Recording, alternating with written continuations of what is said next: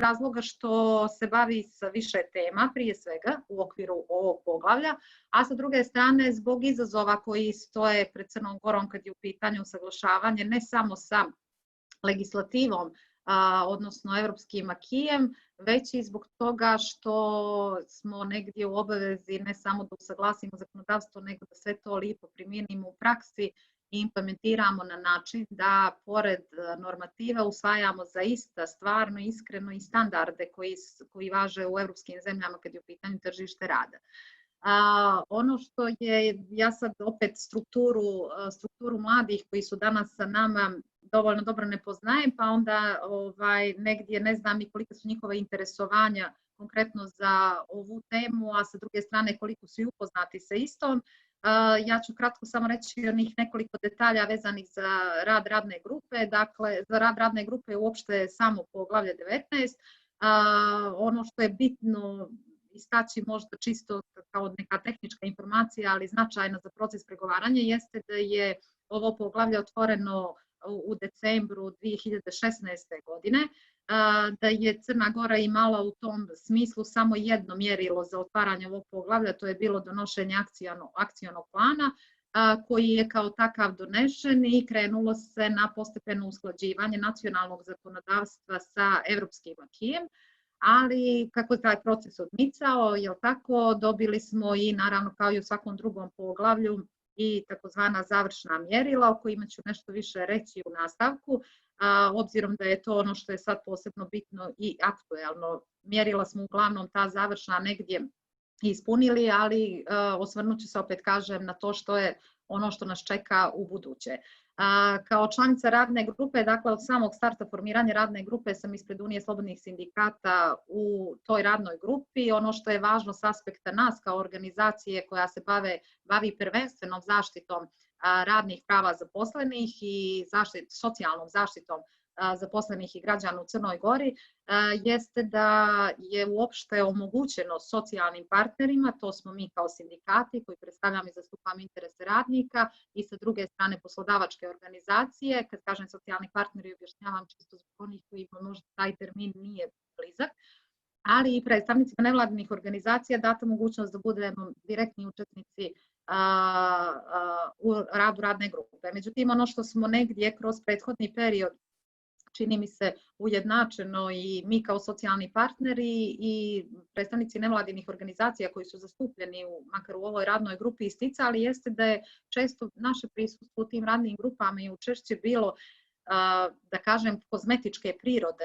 Kad to kažem, mislim na činjenicu da su se sastanci održavali neredovno, da smo materijale eventualne za te sastanke dobijali suviše kasno, da smo morali da zauzimamo stavove i mišljenja o istima možda za kraće od jednog dana, što je, složit ćete se sigurna sam, gotovo i nemoguće da ozbiljno pristupite nekom poslu za tako kratko vrijeme i da date zvanične komentare na dokumenta od kojih su neka, prosto kažem, egzistencijalna i veoma bitna, jer već sam u uvodu rekla da je ovo jedno od najkompleksnijih pitanja, dakle bavi se socijalnom politikom, zapošljavanjem, zabranom diskriminacije, pružanjem jednakih mogućnosti svima, ne samo u postupku zapošljavanja, već i ostvarivanja svih drugih prava na tržištu rada.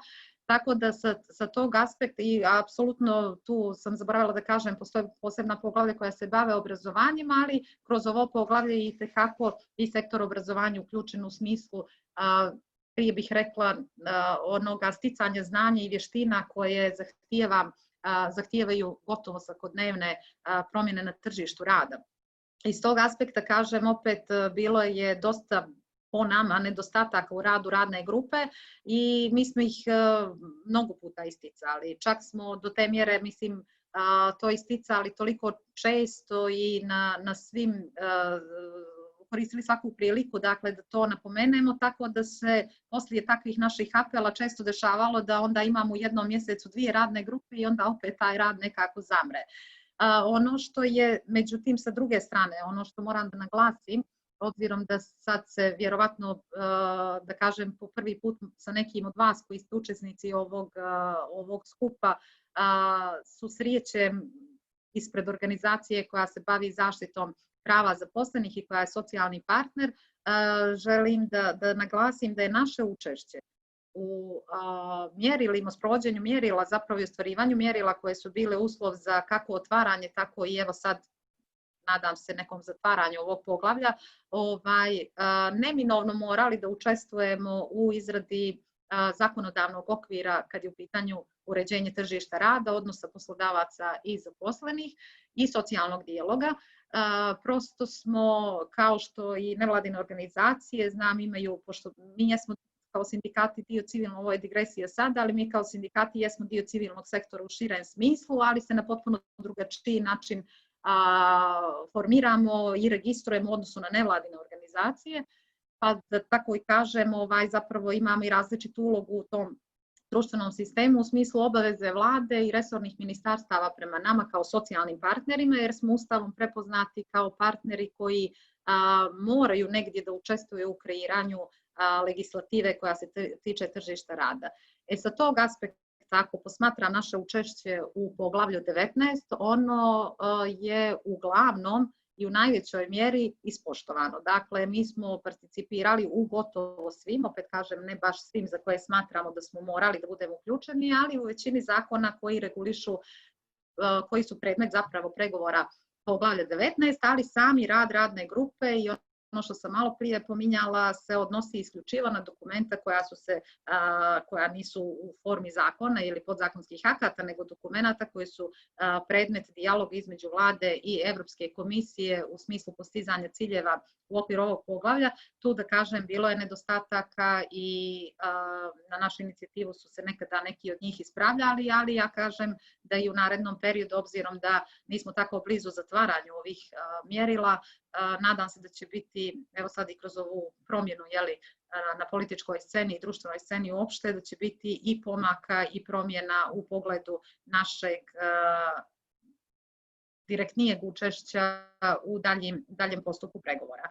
Dakle, ono što je veoma bitno za poglavlje 19, kao što sam već rekla, jeste da se negdje, mislim da mi kao država zapravo trebamo da zastegnemo te međunarodne standarde, posebno u postizanju tog jedinstvenog pristupa osnovnim socijalnim uslugama, da unapređujemo sistem socijalne zaštite, da idemo ka postizanju visoke stope zaposlenosti u Crnoj Gori.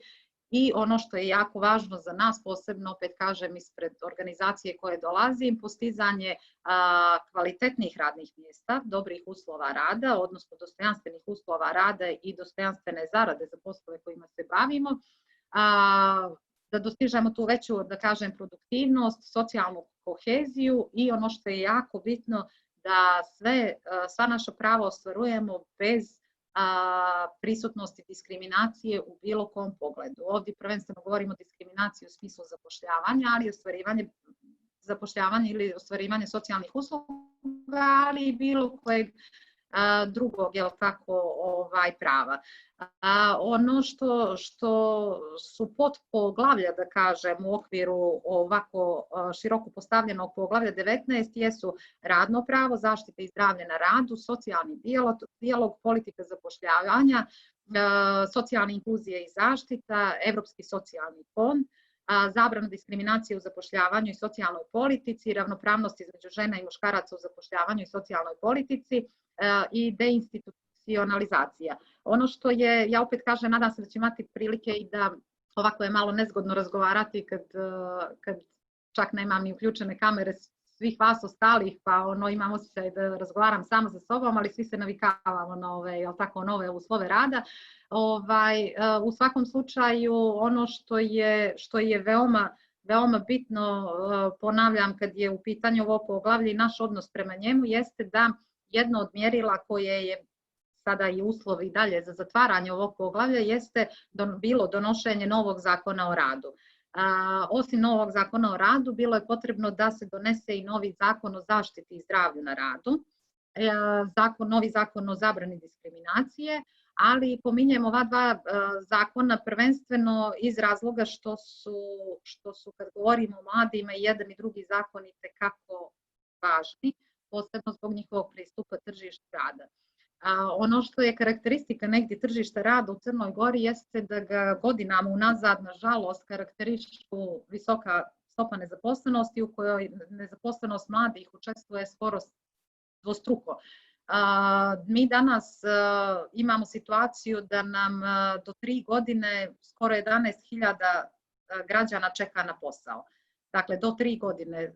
Možete misliti koliko se naše vještine, znanja i sve što smo stekli tokom školovanja bilo kojeg, dakle, da li visokog ili srednjeg obrazovanja, gube čekanjem na prvo zaposlenje.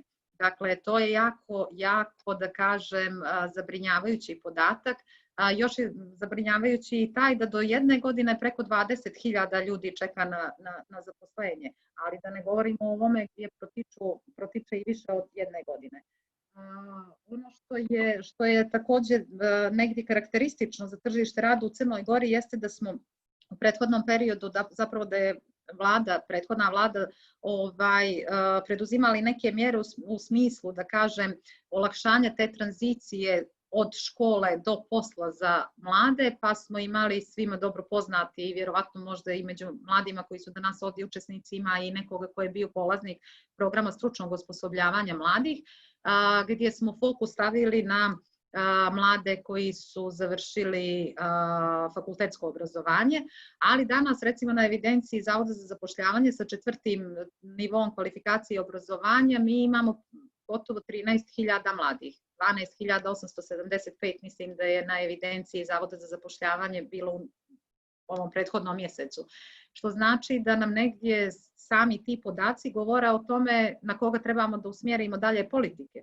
Da li su to mladi sa srednjim obrazovanjem, dakle da fokus stavimo malo na njih pa da olakšamo i njima pristup tržištu rada kako oni ne bi svoje vještine koje su već stekli i znanja negdje protračili čekajući na prvo zaposlenje s jedne strane, a i da ih ne bi, znate, onaj dio koji je mislim veoma važan, a to je psihološki moment da ne bi bili deprimirani zbog tako dugog čekanja na posao i obeshrabreni da će zapravo dobiti prvo zaposlenje. Upravo iz tog razloga, ali i iz razloga što nam se gotovo svakodnevno dešavaju različite promjene na tržištu rada, uslovljene prije svega u tehnološkom smislu, dakle te promjene, one stvaraju jedan poseban potres i zemljotres, da tako kažem, na tržištu rada, pa svi neki oni uobičajeni načini rada, poslovanja, odnosa poslodavaca i zaposlenih se drastično mijenjaju. I nažalost, zbog ovog neoliberalnog koncepta u kojem smo i mi kao država već duboko negdje zagazili, te promjene se uglavnom dešavaju na uštrb zaposlenih. Obzirom da je takva situacija kad su u pitanju prava zaposlenih, nije teško zaključiti da su mladi onda jedna od najtežih kategorija, da kažem, na tržištu rada upravo zbog toga što je za njih rezervisano uglavnom oni najnesigurniji oblici rada, nedovoljno zaštićenost u smislu oblika ugovora o radu pod kojima su angažovani, a itekako i njihova zastupljenost u ukupnoj sivoj ekonomiji, odnosno radu na crno, gdje se negdje procjenjuje da imamo oko 40.000 lica koje danas u Crnoj Gori rade na crno. Zbog toga je veoma važno, opet se vraćam na mjerilo koje je bilo uslov za poglavlje 19, a to je donošenje izrade novog zakona o radu. Novi zakon o radu stupio je na snagu 7. januara 2020. godine i on je kao takav usaglašen sa 14 direktiva Evropske unije i sa konvencijama Međunarodne organizacije rada. Ono što je veoma važno da naglasim jeste da je rad radne grupe koja je radila na izradi ovog zakona trajao preko 3 godine.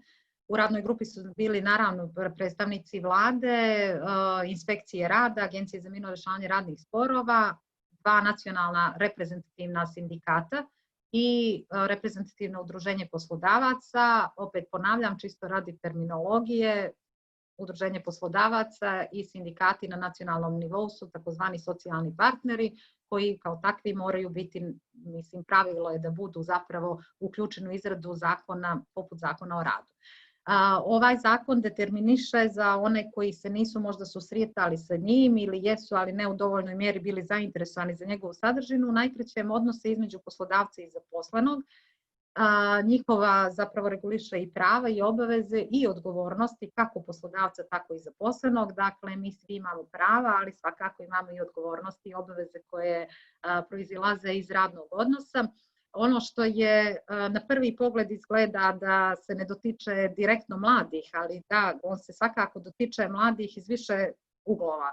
Prvo je to što mladi trebaju prilikom prvog susreta sa tržištem rada zapravo da se upoznaju sa ovim zakonom, da bi znali svoje prava. Naravno, ja uvijek sa pravima pominjem i o obavezi i odgovornosti, jer ne možemo naravno ostvarivati samo prava da nemamo i ne preuzimamo odgovornost za svoje postupke. U svakom slučaju, dakle, ovaj zakon je nešto što je veoma važno i u smislu ostvarivanja prava na zaradu, zaštite i zdravlja na radu, u ostvarivanju mogućnosti za plaćeno, neplaćeno odsustvo, godišnjeg odmora, odmora u toku rada i milion drugih stvari koje su jako bitne da bismo mogli da govorimo o dostojanstvenom radu i dostojanstvenim uslovima rada. Ana, jeste li htjeli nešto? Da, jesam. U mnogim segmentima u Crnoj Gori, kada je u pitanju legislativa, imamo vrlo dobro uređene oblasti. Ono što nedostaje je sprovođenje zakona i sama praksa. Pa da li se nešto izmijenilo vezano u novom zakonu o radu ili podzakonskim aktima vezano za samu praksu zaštite na radu, ostvarivanje prava iz samog zakona i antidiskriminatorne mjere. Znam podatke da smo imali ranije, su ocjene Evropske komisije bile pogotovo usmjerene na nedostatak, nedovoljan broj inspektora rada, zatim neusklađenost obrazovnih programa sa potrebama tržišta rada, ujedno to dodatno diskriminiše na neki način mlade i da li radimo nekako da se uslovi za mlade, odnosno da li se i kako uslovi i načini zapošljavanja prilagođavaju upravo životu i stadijumu mladih. U regionu imamo primjere da mladi mogu da rade pola radnog vremena na sat i te su vrlo stvari dobro regulisane kroz studentske servise. Recimo jedna Slovenija, jedna Hrvatska i tako dalje. Da li uopšte pružamo šansu za dodatnu praksu mladima, da li nekako se bavimo tim pitanjima, da ne pominjem white paper Međunarodne organizacije rada koja opet tamo postavlja dodatne neke zahtjeve da bi se izbjegla upravo diskriminacija mladih na tržištu rada. Mi smo, evo da napomenem, mi smo u martu 2018. imali multi-stakeholder platformu, odnosno platformu za dijalog gdje smo pozvali sve relevantne institucije od Ministarstva rada, Kancelarije za europske integracije, također članove pregovaračke grupe, biznise, mlade, organizacije civilnog sektora i upravo smo razgovarali na ovu temu. Mnogo je programa koji se nude mladima za dodatno osposobljavanje, za zapošljenje ili za dodatne edukacije, ali taj glas nekako institucija ne dolazi do njih. Prosto su kanali komunikacije potpuno drugačiji i neprilagođeni ciljnoj grupi mladima. Da li mladi trebaju stalno da idu na nepregledne sajtove ministarstava, nepregledne sajtove Zavoda za zapošljavanje, da dobiju informaciju o tome šta im je to dostupno. Znači šta se u praksi dešava sa svim ovim? Da.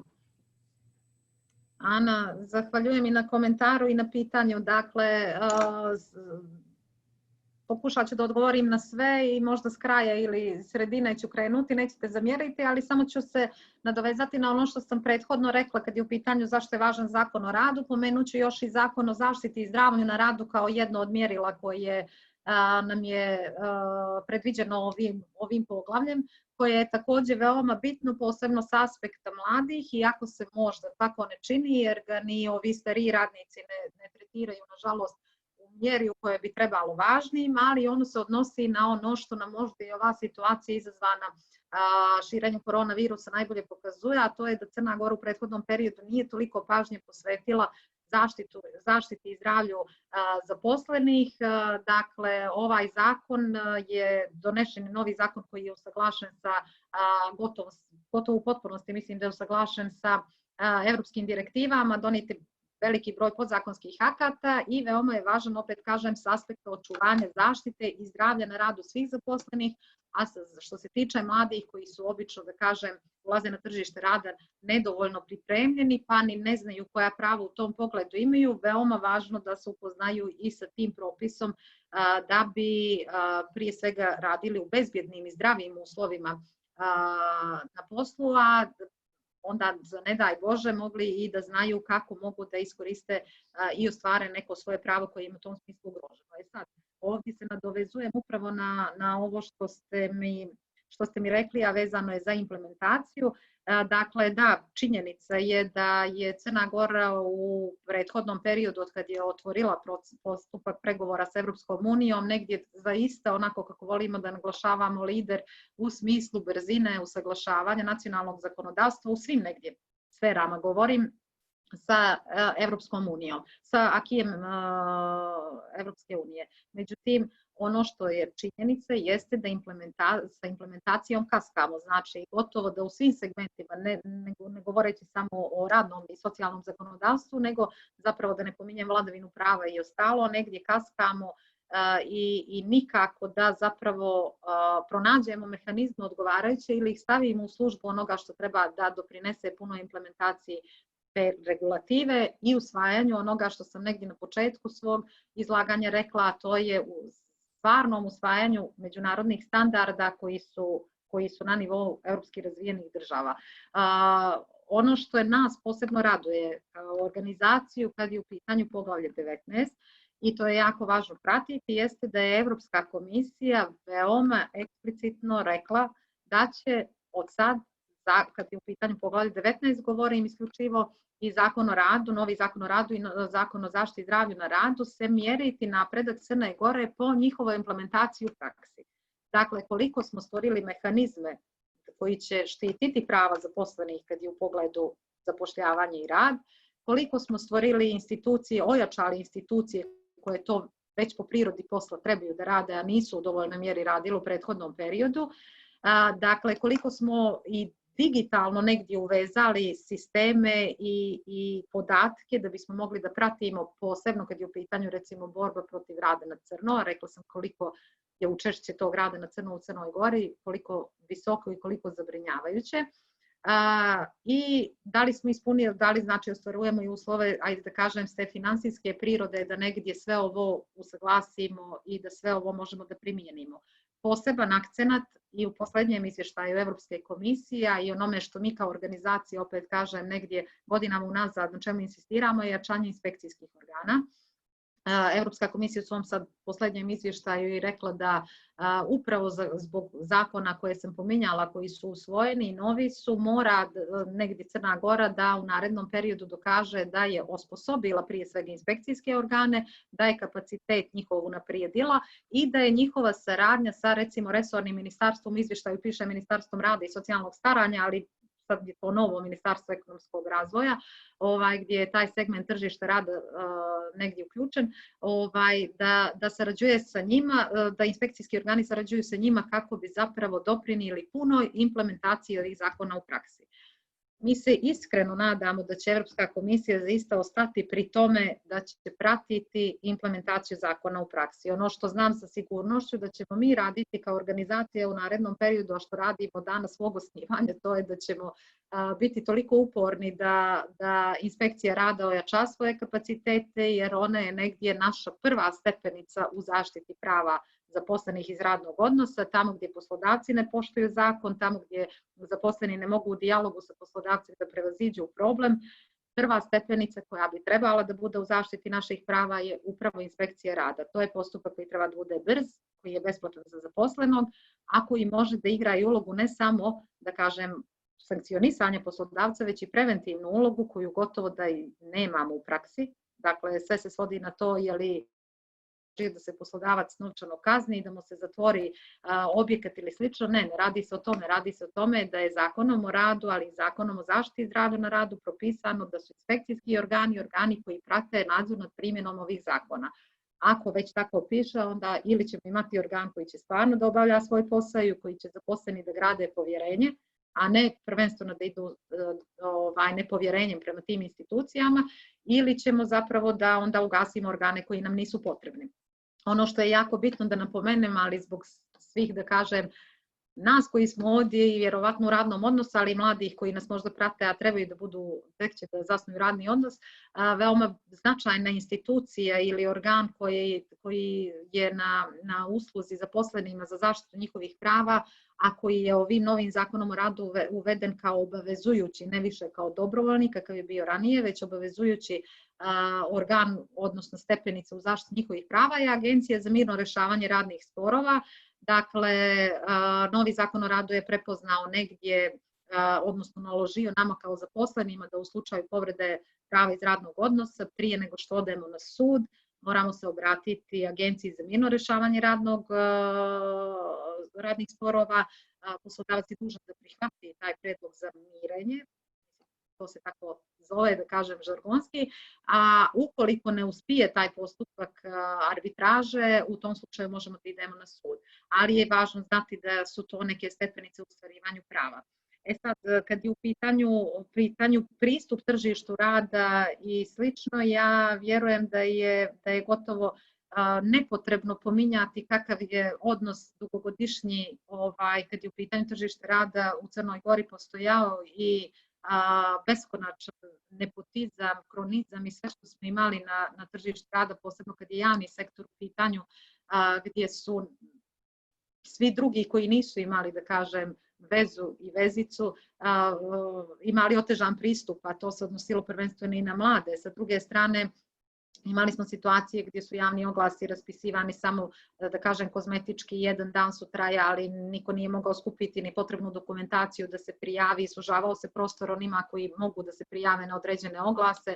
Sa druge strane, godinama unazad govorimo o onome što ste napomenuli u vašem pitanju ili komentaru, da se obrazovni sistem ne usklađuje sa potrebama tržišta rada, što značajno je otežavalo pristup tržištu rada mladima.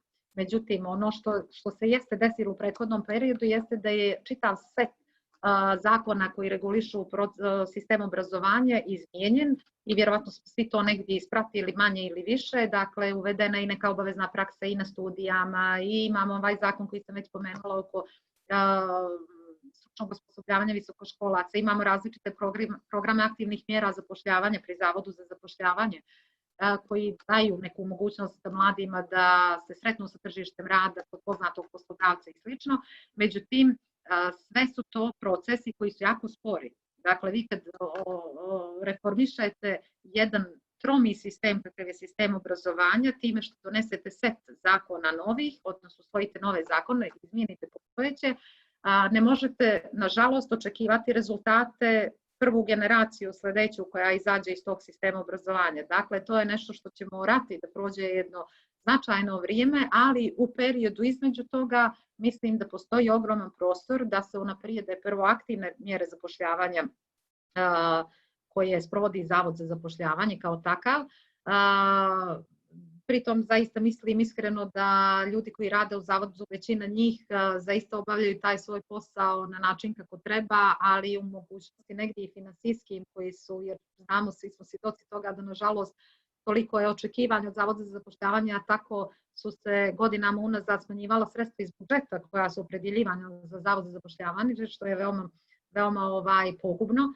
A sa druge strane, mislim i na tome je Unija slobodnih sindikata sa jednim dijelom nevladinih organizacija u nekom prethodnom periodu i radila na kreiranju nekog predloga zakona kojim bi se uredio taj, da kažem, ako sam dobro razumijela, i vaš negdje predlog prakse za mlade ljude, odnosno da li će to biti prakse ili neko radno iskustvo, omogućiti mladima dok su u sistemu obrazovanja da pristupe tržištu rada. Međutim, ono što ja opet moram da naglasim i negdje gdje očekujem ono razumijevanje, jer stvarno smo partner nevladinim organizacijama i zaista nam je stalo da razvijamo tu saradnju, posebno na ovakvim temama gdje vaša ekspertiza, jer ste upućeni na mlade, recimo nama jako puno znači jer smo mi opet se bavimo generalnim stvarima na tržištu rada, veoma znači, ali ono što je nama bitno i jako bitno, i time ću zaključiti da bi mi rekli, jer ne znam zbog vremena da li sam prekoračila, da sva ta rješenja koja predlažemo je veoma lako predložiti, jer mi svi negdje u glavi znamo kako bi bilo dobro da mladi ljudi mogu da zarađuju, kako bi bilo dobro da mogu da steknu praksu. Ali moramo da ta rješenja sagledamo s jedne i druge strane i jedne opasnosti koja može da vreba. A to je da mladi ne smiju da budu nikada zamjena za zapravo jednako za besplatnu radnu snagu, da ne smiju da budu izloženi bilo kakvoj praksi ili nekoj vrsti odnosa sa poslodavcem koji neće biti u skladu sa zakonom i neće biti pokriven bilo kakvom vrstom ugovora ili odluke o angažovanju, ali koja mora biti u skladu sa nekim zakonom, da neće biti i ne može biti angažovan, a da prethodno nekim aktom nije propisano što su njegova prava, što su njegove obaveze, što su njegove odgovornosti i ko je onaj ko može da zaštiti njegova prava. Dakle, mladi su veoma ranjivi u tom uzrastu, da kažem. Ono što je za njih možda prvenstveno cilj jeste da zarade svoj džeparac, da se, da kažem, na neki način osjećaju osamostaljenim i slično, ali mi moramo da razmišljamo umjesto njih o njihovoj zaštiti, jer ne smijemo dozvoliti da oni budu prije svega iskorišćeni i mijenjani periodično kako se to nerijetko dešava. Mi imamo u praksi, a to smo radili negdje 2013. 2014. kad je počeo ovaj prvi program stručnog osposobljavanja, negdje neku analizu u vezi sa tim koji su to pojavni oblici angažovanja mladih u Crnoj Gori koji se dešavaju, znate, pa smo našli internship, pa praksa, pa ovako onako, imam bezbroj nekih termina od kojih nijedan nije zakonom prepoznat, nijednim zakonom. Dakle, nešto se dešava u praksi, to je sigurno, da me pogrešno ne shvatite, to je sigurno dobra volja i onoga ko je omogućio mladom čovjeku da dođe na internship ili na neku vrstu prakse, da ostekne neku vrstu iskustva.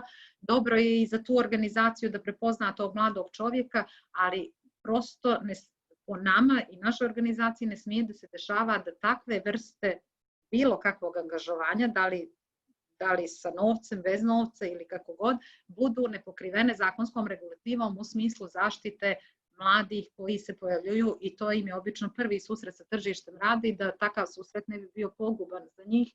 Onda vjerujemo da negdje upravo ova saradnja između sindikata koji znaju i prate, da kažem, politike na tržištu rada i sa druge strane vas kao nevladinog sektora koji imate ekspertizu konkretno za mlade i radite mnogo više nego mi istraživanja o potrebama mladih i slično, bismo trebali negdje zajedno možda da akumuliramo naše znanje i sposobnosti i da zaista kreiramo možda neko rješenje koje ćemo ponuditi na kraju donosiocima odluka kako bi s jedne strane omogućili mladima što lakši pristup tržištu rada, ali sa druge strane u potpunosti zaštitili njihova prava, njihovo dostojanstvo i integritet.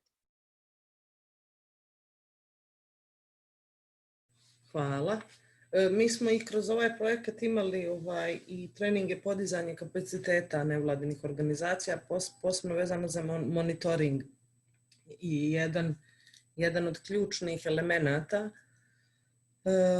monitoringa, odnosno praćenja kako se nešto realizuje i da li postoji volja da se realizuje u praksi jeste i koliko novca se izdvaja za nešto.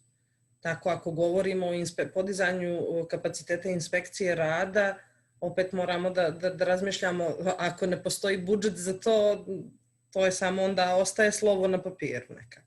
A tu je jedan drugi, to što kažete, izgradnja povjerenja prema institucijama i saradnje sa inspekcijama i sličnim tijelima dosta zavisi i od razvoja mentaliteta odnosa samih građana prema određenoj temi. Prije 15 godina sigurno nismo nosili sjedalice za bebe i sjedišta. Znači, može sve postojati u akiju EU, možemo imati koje god hoćemo zakone i direktive i uskladiti cijeli taj zakonodavni okvir, ali te promjene se upravo dešavaju, samo sam saglasna, vrlo sporo upravo u mentalitetu građana. Ja sam možda previše uzela vremena svima, ja bih voljela i ostali da se uključe. Sa nama je i profesorica Olivera Lučić, ona je vrlo aktivna u srednjoj stručnoj školi u Nikšiću, i Nardi Ahmetović koji je direktor Centra za afirmaciju romske i egipatske populacije, NVO, i tako da imamo raznolike učesnike, od mladih predstavnika civilnih organizacija i aktivnih građana koji rade sa mladima. Tako da bih radije njima prepustila da ako imaju pitanje za Ivanu vezano za zapošljavanje mladih i gdje smo i. Ana, ja se izvinjavam, samo dok se neko ne javi, nadam se da će se javiti neko od prisutnih, samo dopunit ću svoje izlaganje, ali prethodno i osvrnuti na ono što ste vi rekli. Da, novčana sredstva su nam za sve neophodna, ne možemo niti jednu aktivnost uraditi ako presjek neki finansijski, koliko to košta, ne napravimo, ali za inspekcijske organe ja iskreno moram da kažem da ne smije da bude izgovora niti u tome da nema novca, niti u tome da nam dosadašnja praksa koja nam pokazuje da su nam obično negdje kapaciteti stvarno suženi i mi zaista kao odgovoran socijalni partneri mislimo da su nedovoljni kapaciteti s kojima raspolaže inspekcija rada takvi, ali to ne smije da nam bude izgovor. Znači, mi moramo da nađemo načina, a sigurna sam da novac za to moramo da nađemo i da ga imamo, ali moramo naći načina kako da zaista te kapacitete i u ljudskom i u drugom smislu unaprijedimo da bismo mogli sve ono o čemu smo govorili negdje da znamo zašto imamo te organe. Ako ne možemo da ih unapređujemo i ako oni ničemu ne služe, onda ne trebamo ni da ih imamo. I samo još jedan komentar koji sam, fokusirajući se posebno na ova dva zakona, negdje nisam istakla i tim ću završiti. Dakle, veoma važno za ovo poglavlje jeste donošenje, možda sam pomenula samo u uvodu negdje, zakona o zabrani diskriminacije. Mislim da u nekom narednom periodu, mada sastanak radne grupe nije bio mjesecima, ne pamtim zapravo kad je bio zadnji, ali mislim da bi negdje trebalo da se opet mijenja zakon o zabrani diskriminacije, da bi se dodatno saglasio čak i sa zakonom o radu novim, obzirom da se i zakon o radu negdje ima upućujuće norme u vezi sa tim kako se štititi i što je zabranjeno diskriminatornih ponašanja kad je u pitanju zapošljavanje i rad.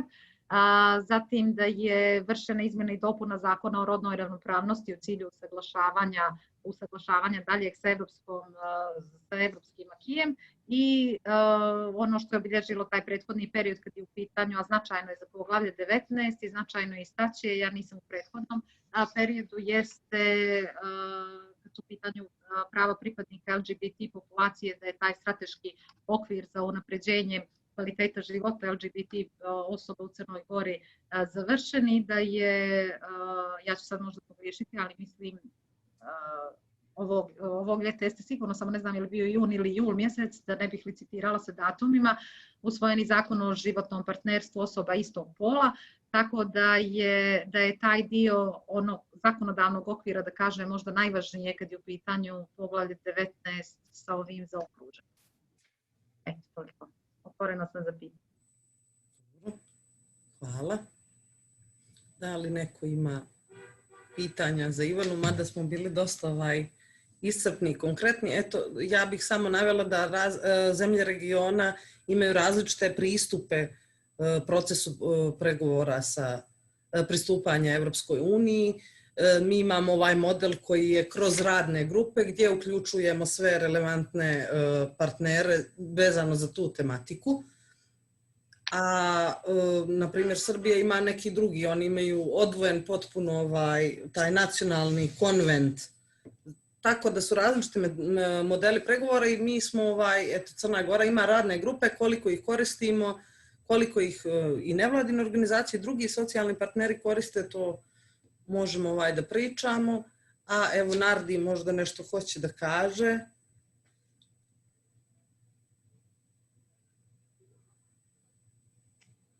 Ja kao prije svega ne mogu da otvorim kameru pošto sam u samoizolaciji pa sam sam nikakav.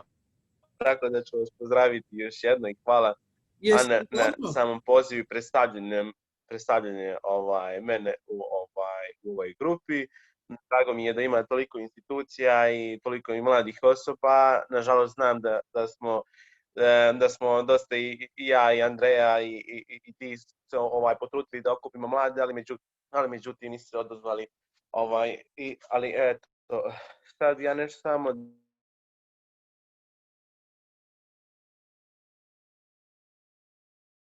da par komentarišem nešto zakone i sve ostalo što je jako bitno, da jednu stvar ne možemo, ako nemamo zakon, ne možemo ni da se odazovemo na nešto ako nemamo zakon.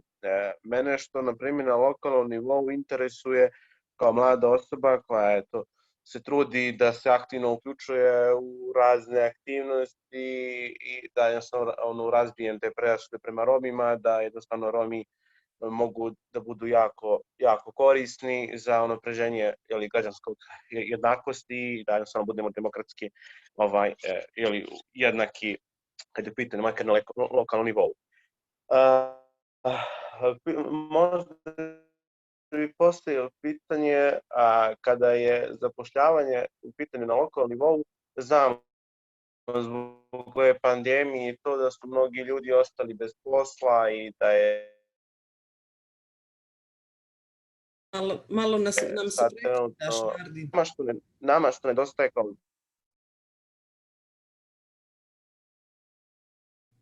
Nardi, možeš li da Nardi, izvini, možeš li... Slam je internet, pa... Možeš li u čatu da nam iskucaš pitanje? Šta? U čatu da iskucaš pitanje. Jer prekidaš, ali probaj da govoriš, ali isto bi bilo dobro da ga imamo i na čatu. Znači, vezano za zapošljavanje na lokalnom nivou.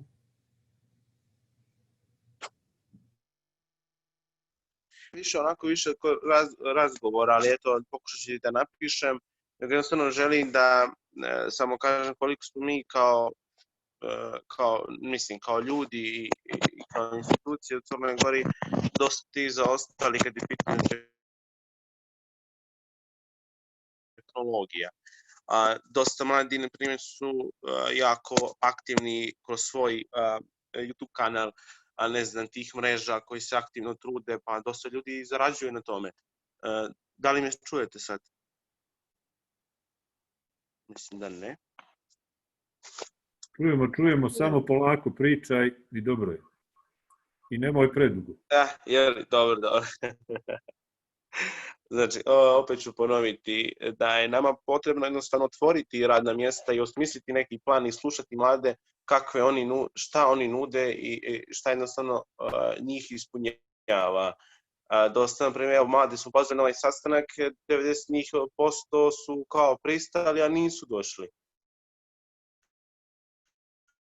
Ali sve u tome mi moramo da smislimo mehanizme kako da motivišemo da dođemo do mladih i tih radnih grupa, kad je u pitanju radnih grupa na lokalnom nivou, moramo naći načine kako da ih uključimo i šta je najbolje u domenu mladih. Jednostavno moramo da više slušamo i da radimo u isto dijelu kako volimo da napređujemo, zakon je sve to, ali opet kada zakon neđe, zakon je drugo, a drugo je praksa. Uvijek se to tako i sprovodi na lokalnom nivou, neko ja znam da ima mnogo kancelarija za mlade i sve ostali i bukvalno trenutno sarađujem sa kancelarijom za mlade, i što mi je veoma drago i sa opštinom odlično sarađujem sa drugim nevladnim organizacijama, ali opet nedostaje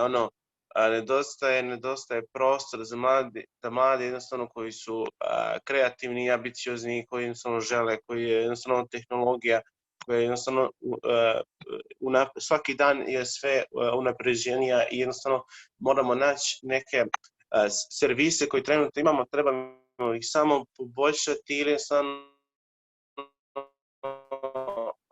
dati priliku mladima da jednostavno kreiraju zajedno, kao što na primjer i ti kompanije i tako dalje. Mi imamo Technopolis i toliko nije dostupan.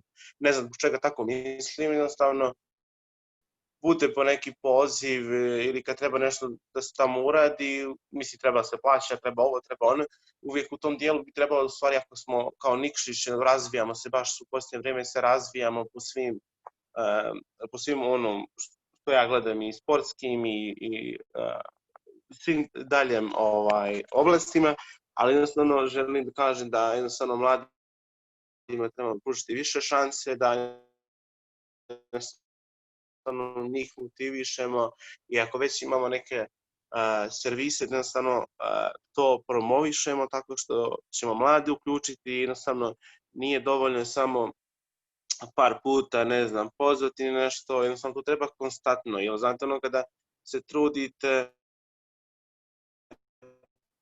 da jedno dijete nešto nauči, treba konstantno dijete tu lekciju ili nauči. Tako da je sve to proces isto kao i obrazovanje u osnovnoj školi, tako je proces i da mlado jednostavno motivišemo i da počne i da radi i da motiviše druge. Jednostavno se najbolje taj krug zapošljavanja mladih je znatno pitanje, ali jednostavno moramo da radimo na tome da gledamo druge ljudi što rade u svojim zemljama, kao što su razvijene europske zemlje i neko da razvijamo da ne budemo jednostavno ograničeni i da znam da je potreban novac za sve. Samo što ponekad gledam da novac možda ide u neke investicije koje su isto važne, ali jednostavno moramo staviti da mjerimo gdje stavljamo novac i koliko su nam ljudi potrebni za nešto da se odradi i da se uradi. Tako da projekti mladi koji rade u nevladine organizacije na teritoriju Nikšića su jako kvalitetni, ali nisu održivi i to je najveći problem. To je bio problem kod mene, na primjer, kad sam počeo da radim sa Mladim forum teatar i tako dalje, za koji su bili neđe i odvojeni neke dnevnici i tako dalje. Mladi su jednostavno, njima je potrebno taj džeparac, mladima je potrebno neki dio novca koji će oni biti zadovoljni sa svojim, jednostavno svi imamo potrebu da popijemo kafu, da se ne lažemo.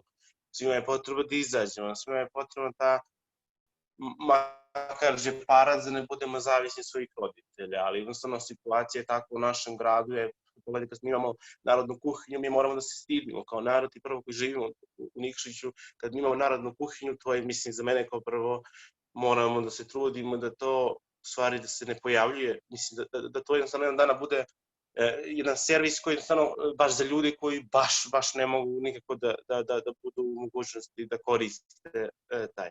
Tako da mi je, ja sam optimista i nadam se da ćemo kroz novih programa koji će se stvarati, kroz ovih gradnih grupa i tako dalje, uključiti mlade, jednostavno ove projekte koji već imaju dobre rezultate, kao što radi i vaša agencija i sve ostalo, jednostavno dati, da opšte jednostavno otvori mogućnosti za takve projekte, da to bude ne samo projekat za godinu dana, nego samo da bude kao program koji će se vremenski obuhvatiti kroz financije. Džabe mi donesemo svaki zakon na lokalnom nivou i kroz radnih grupa i akcione planove, a kada mi to ne obuhvatimo sa budžetom opštine, jer mi automatski ne očekujemo da će to realizovati u toku određen period, to jednostavno propuštamo na samom inicijativi ako se neka organizacija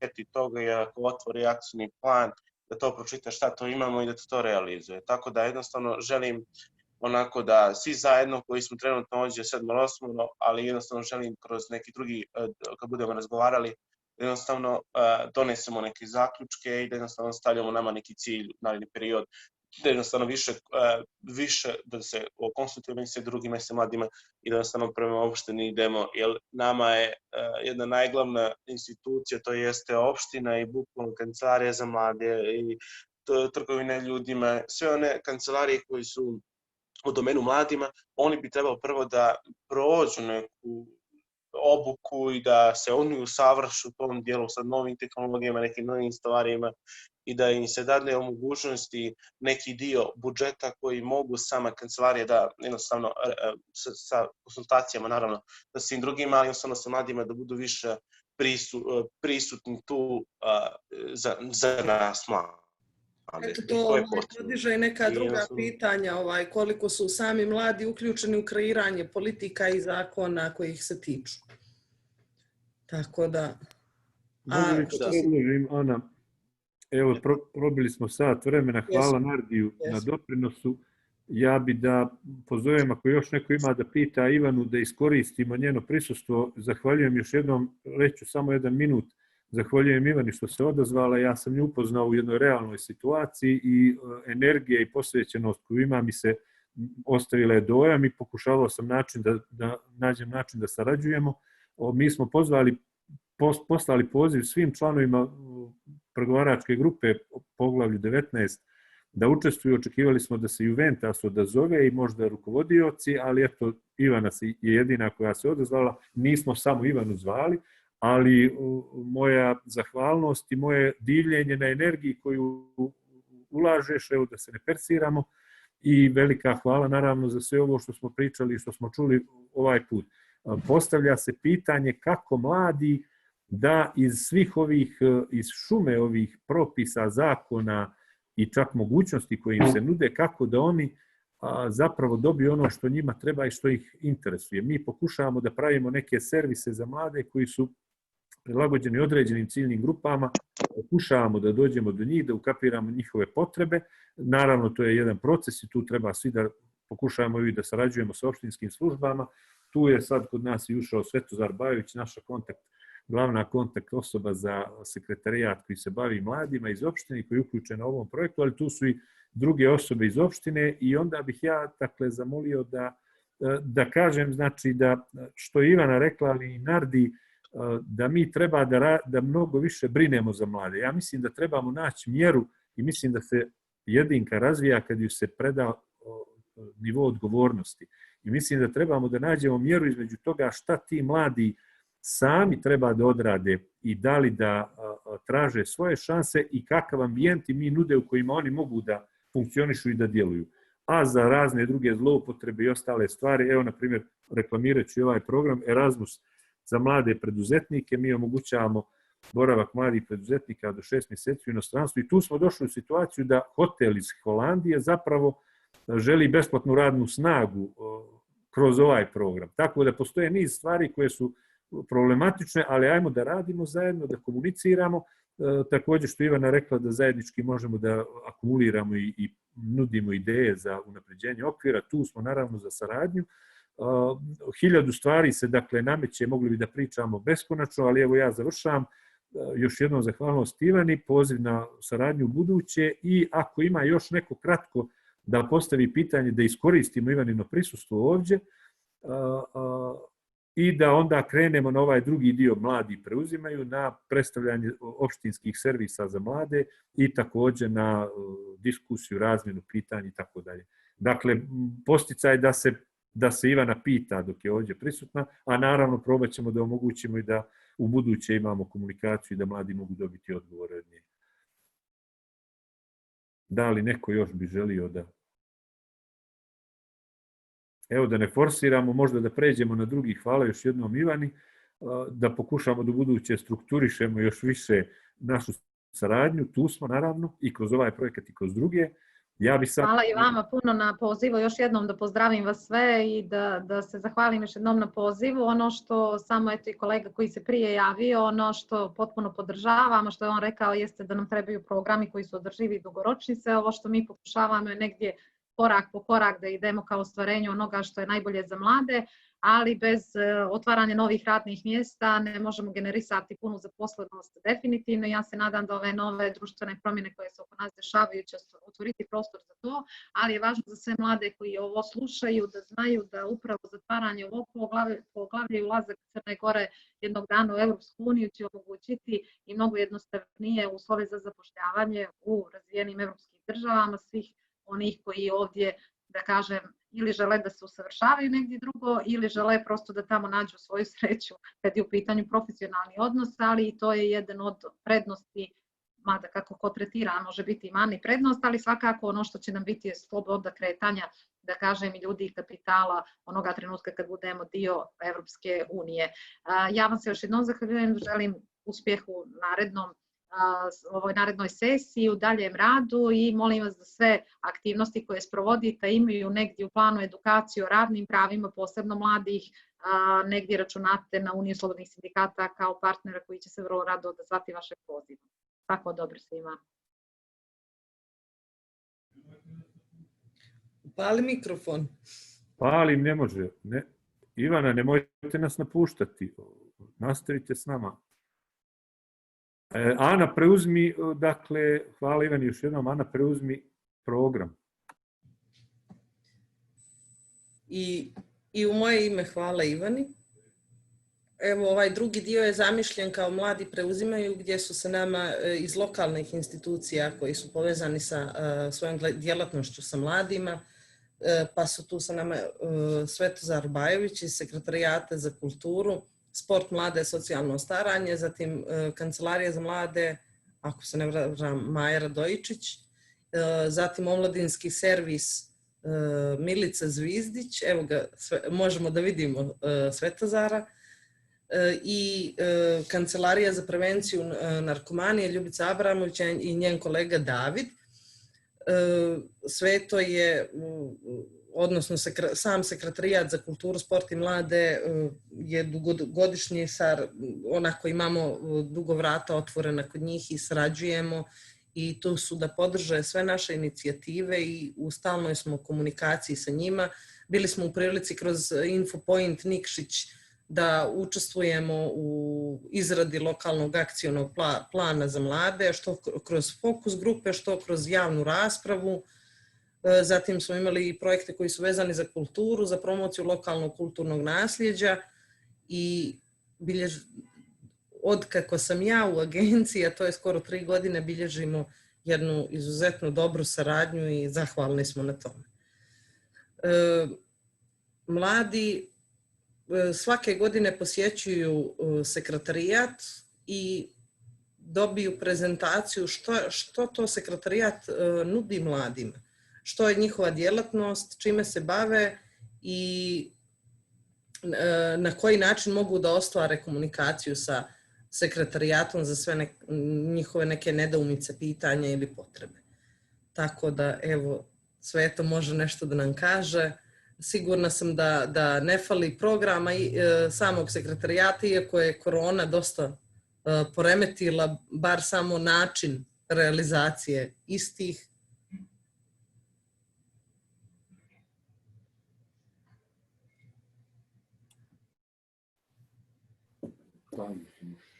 Želio bih sve da pozdravim, da se zahvalim Agenciji za lokalnu demokratiju i na pozivu da budem danas gost i da vam govorim o svemu tome što radi naš sekretarijat, ali i da se zahvalim na saradnji koju ostvarujemo. Ana je rekla malo prije, od kad ona radi, to je 3 godine, ja evo skoro će 8 godina od kad radim. Znači, zaista jedna izvanredna saradnja i vjerujem da će se tako nastaviti i u buduće.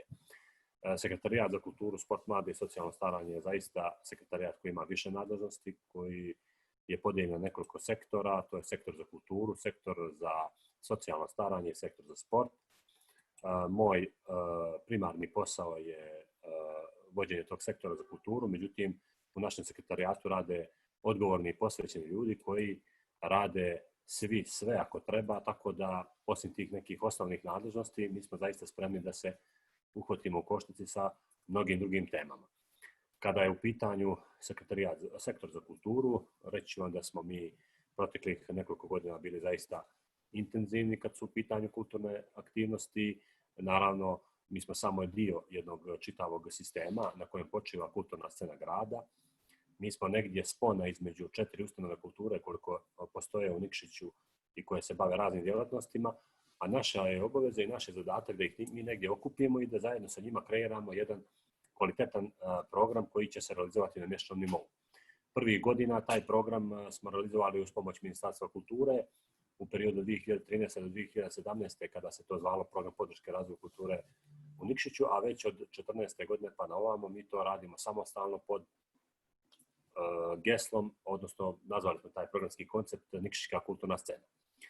Za one koji ne znaju, a vjerujem da takvih gotovo da nema, 4 ustanove kulture koje rade u našem gradu su Zahumlje, Nikšićko pozorište, muzeji i galerije i Narodna biblioteka Njegoš. I dakle, oni su nosioci svih kulturnih aktivnosti. Na mjesečnom nivou do ove godine, nažalost, do momenta kada nas je sve pogodila pandemija koronavirusa, mi smo realizovali gotovo svakodnevno po jedan program. Na godišnjem nivou bi to bilo preko 300 različitih programa. Trudili smo se da prilikom koncipiranja tih repertoara zaista pogodimo sve ukuse i da budu zastupljene sve grupacije. Dakle, bili su tu programi za odraste, za mlade, filmske projekcije i tako dalje, da sad ne bih time opterećivao. Jer jednako smo rekli da to ukratko predstavimo. Dakle, to je što se tiče sektora za kulturu. Sektor za sport bavi se promocijom sporta u Nikšiću i pomaganjem u vezi sa dobijanjem termina za sportske klubove, odnosno to je naš vid podrške. Osim tih... Sveto, izvini, možeš li malo glasnije ili vam je otvorena terasa, nešto je, ili mikrofon ne hvata? Vjerovatno mikrofon ne hvata. Sad si tu. A možda je malo meni glas pukao jer sam od jutrašnjeg jutra na terenu i stalno nešto govorim i možda zbog toga. Ali evo, potrudit ću se da bude malo glasniji. Dakle, stali smo kod sporta. Poznato je da Nikšić grad sportista i sportskih ekipa, da su naši brendovi fudbalski klub Sutjeska, košarkaški klub Sutjeska, judo klub Akademika, ali i brojni drugi klubovi. Namjerno sam pomenuo ova 3 kluba iz razloga što vlasnički udio ima i opština Nikšić, tako da se u skladu sa donešenim programom finansiranja sportskih klubova ova 3 kluba u najvećem obimu pomažu, ali to naravno ne znači da se ne pomažu i ostale sportske ekipe i klubovi iz našeg grada kroz formu obezbeđivanja termina za odigravanje utakmica i odvijanje trenažnog procesa u sportskom centru. Osim tih, dakle, rekao bih, redovnih aktivnosti, zadatak sektora za sport je i realizacija školskih sportskih igara, na koje smo posebno ponosni jer one omogućavaju mladim talentima da prođu taj neki prvi filter kako bi se kasnije eventualno predijelili sa neko ozbiljnije bavljenje sportom. Osim realizacije školskih sportskih igara u kojoj učestvuju sve osnovne i srednje škole sa teritorije naše opštine, mi smo već više od 4 decenije organizatori škole skijanja za 4. i 5. razrede. Svake godine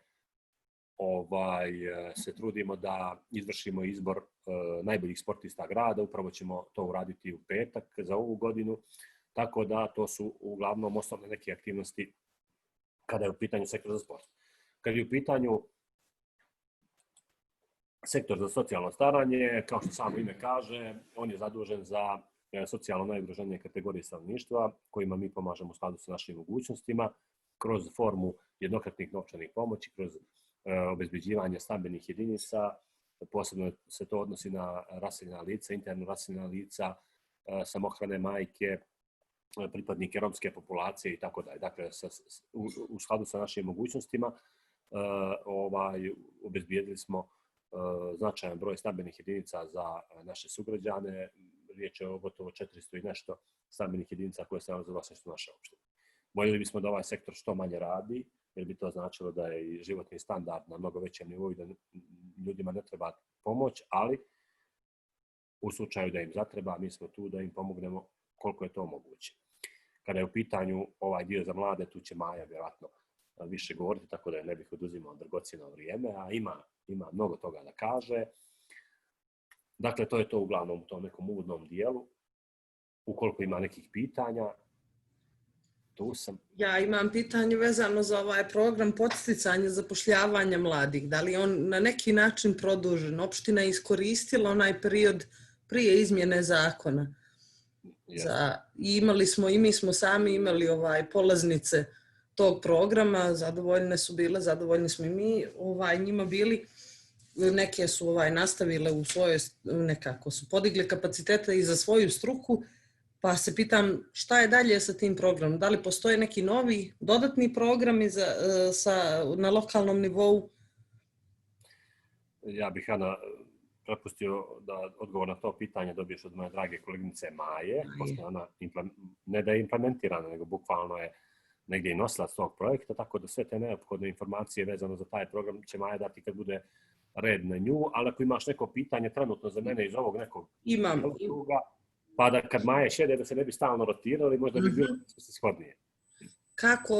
Koje smo metode izabrali komunikacije sa mladima kada je u pitanju kultura u gradu? Nikšić je grad festivala, Nikšić je grad mladih ljudi na neki način što se tiče nekih aktivnosti kao što su i festival uličnih svirača i Bedenfest i Lake Fest ali mene više zanima na koji način mladi komuniciraju sa opštinom, sa lokalnom institucijom, ne kako opština komunicira ka mladima. Da li imate neka iskustva pozitivna, kako su da li su jedan od tih vidova su i okrugli stolovi koje smo i mi imali u okviru i Klinka i drugih nekih projekata.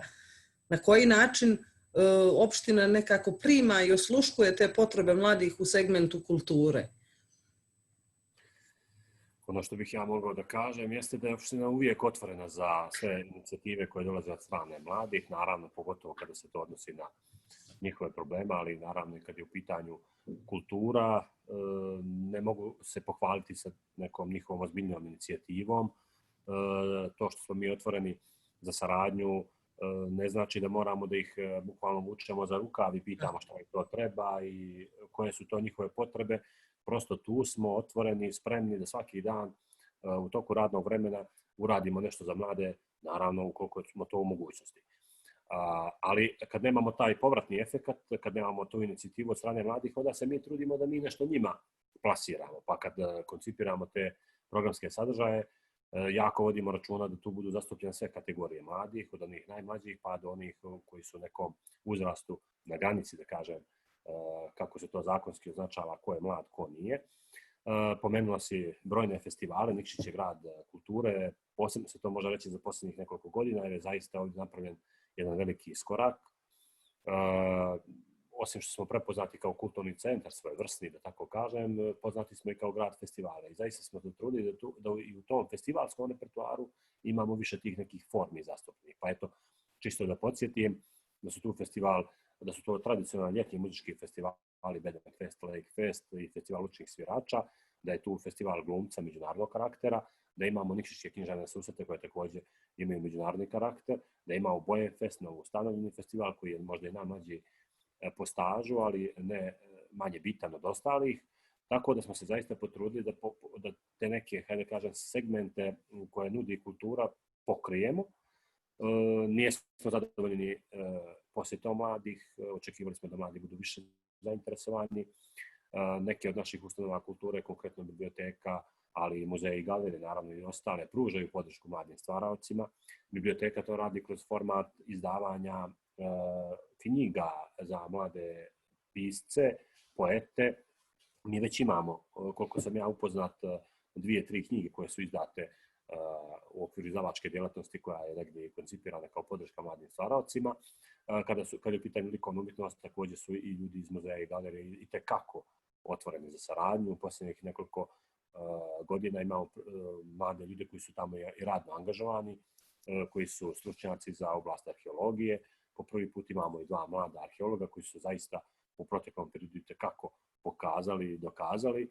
I vjerujem da ste i vi sarađivali sa njima u nekim projektima i zaista su puni ideja, tako da je to nešto što ta njihova mladost i entuzijazam će sigurno biti zalog da ćemo u narednom periodu imati tu neku inicijativu sa njihove strane. Ali sad postavlja se pitanje kako mlade zainteresovati. To je po meni ključni problem, jer smo negdje pišući lokalni akcijni plan za mlade u kojem ste i vi, kako si rekla Ana, već učestvovali kao fokus grupa.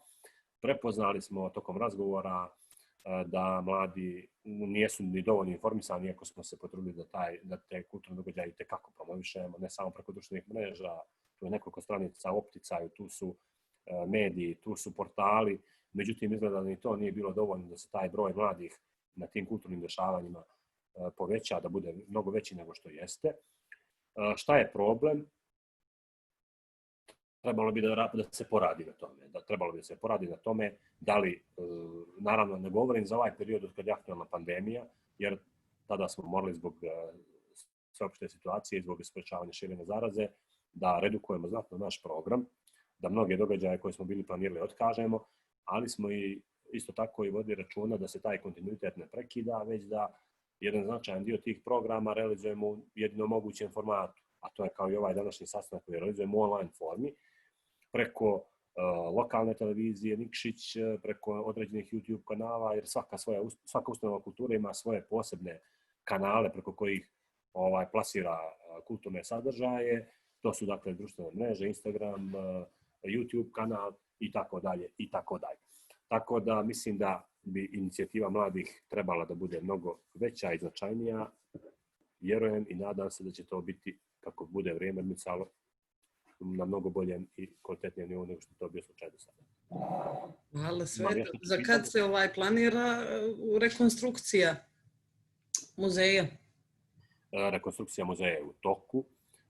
Prvobitno je bilo planirano da ti radovi traju otprilike 12 mjeseci, međutim, nakon što se krenulo u te poslove, shvatilo se da tu zaista treba biti jako oprezan zbog mnogih zakonskih ograničenja koja treba poštovati, pogotovo kad se to odnosi na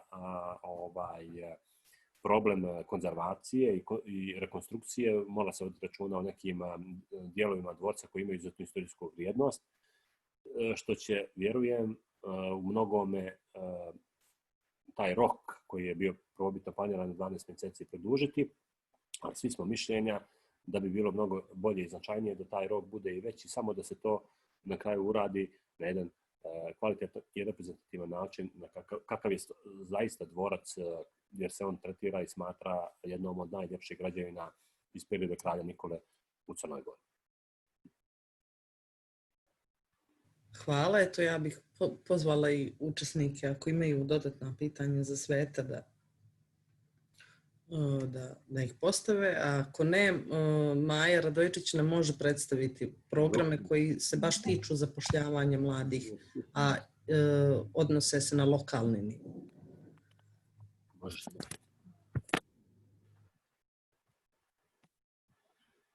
Pozdrav i od mene. Maja Radojičić, Sekretarijata za kulturu, sport, mlade i socijalno staranje, rukovodilac Kancelarije za mlade. Kolega Sveto vam je rekao da dolazimo iz jednog sekretarijata koji zaista ima niz oblasti u svom fokusu i nekako su svi zajedno upravo i odnose se na mlade. Kada je riječ o kulturi i sportu, tu zaista ne treba ništa posebno govoriti jer znamo svi da su dvije jedne zaista oblasti vezano za mlade. Sa druge strane tu je i koleginica Ljubica i kolega David iz Kancelarije za prevenciju narkomanije, tako da ću ja kratko preći na ovaj dio koji se odnosi direktno na mlade. Sa zadovoljstvom bih predstavila i 2 nova projekta, a na prvo da odgovorim na tvoje pitanje, projekat je produžen za još 6 mjeseci, ali isključivo za korisnike i poslodavce koji su već u projektu od samog starta. Imamo jedan novi projekat se zove Krenimo zajedno i on se odnosi također na nezaposlena lica, ali do starosti 35 godina i projekat je koncipiran tako da se aplicira sa idejom. Znači, javni poziv je raspisan 7. decembra, nalazi se na sajtu opštine nikšić.me i poziv je otvoren do 18. decembra, sad u petak do 15 časova. I koristim priliku i da ove mlade ljude i da ih zamolim da prenesu svojim prijateljima i vršnjacima da se nalazi, znači poziv je otvoren i u pitanju je jedan projekat gdje opština pruža podršku realizaciji ideje. Znači, jako je bitno da mlada osoba koja aplicira na ovaj poziv u stvari ima dobru ideju. O čemu se radi? Ideja mora da ispuni 4 uslova, da je kreativna, inovativna, da se održiva i da se odnosi na širu društvenu zajednicu. A nakon svih tih pristiglih aplikacija komisija će u stvari izabrati ideju i formirati tim mladih ljudi koji će na toj ideji 1 ili 2, zavisi, kažem, opet sve od pristiglih aplikacija, da radi. Znači, opština obezbeđuje mentora, sa njima će stalno da bude jedna koleginica koja će da im pruža tu vrstu podrške, dobit će opremu i kancelariju za rad. Znači, ono što opet ponavljam jeste bitno je da je ideja takva da je može da se realizuje u tim nekim uslovima i da je kreativna i inovativna. Znači, očekujemo od mladih ljudi da apliciraju sa nečim novim što mi u gradu nemamo, a što opština može da podrži na ovaj način kroz sam poziv. Sa druge strane imamo i projekat, kolega je pominjao stanovanje, u pitanju je projekat Nikšić je moja adresa. Nikšić je moja adresa, gdje je upravo usmjeren na mlade bračne parove, samohrane roditelje, da im se riješi i stambeno pitanje. I osobe s invaliditetom i porodice gdje su neko od članova jeste osoba s invaliditetom, a upravo jeste poenta da se poboljša kvalitet života u gradu i da na neki način opština pruži podršku na rješavanju jedan od osnovnih egzistencijalnih pitanja kao što je stanovanje. Što se tiče same kancelarije za mlade, pored znači ove 2 stvari, Ana je već rekla, mi smo krajem 19. godine krenuli u izradu lokalnog akcijnog plana. Taj lokalni akcijni plan je na snazi 20. i 21. godinu. Nažalost, neki broj od aktivnosti nijesmo tokom 20. godine bili u mogućnosti da realizujemo zbog cijele ove situacije. Jedna jeste upravo i ova današnja aktivnost koja bi, da nisu okolnosti kakve jesu, imala jedan potpuno drugačiji oblik. Znači, danas bi mladi ljudi imali priliku da uđu u zgradu opštine i zajedno sa svima nama prođu kroz sekretarijate i kancelarije, gdje bismo ih mi upoznali sa funkcionisanjem svih opštinskih organa. Ja sam otvorena naravno za pitanja, samo ne znam da li možda i Ljubica da predstavi rad svoje kancelarije.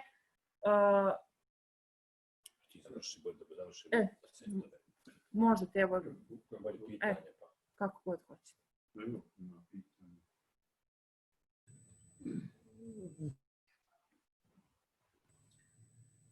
Dobro, znači imamo 4 uslova za da li uključuju mlade sa 35 godina ili do 35. I znači to je u pitanju mentoring program u trajanju od godinu dana, je li tako? Nije vremenski ograničen. Vidjet ćemo kakve budu ideje i na čemu se bude radilo, pa tako da sam projekat zavisi u stvari od ovih aplikacija. Obavezno da je društveno korisna ideja. Upravo tako, jest. Na sajtu je sa upitnikom koji treba popuniti i dostaviti na mail adresu krenimo.zajedno@nikšić.me do petka u 15 časova. Upitnik je stvarno jednostavan, znači ono što je akcenat jeste da se objasni sama ideja. A koliko aplikacija će dobiti taj, nisam... Da li je broj aplikacija ograničen koji će dobiti na kraju tu podršku? Da li imate broj koji ćete da podržite, maksimalan? Sve zavisi od aplikacija koje stignu i zavisi kako će se uopšte formirati tim koji će da radi na realizaciji tih ideja.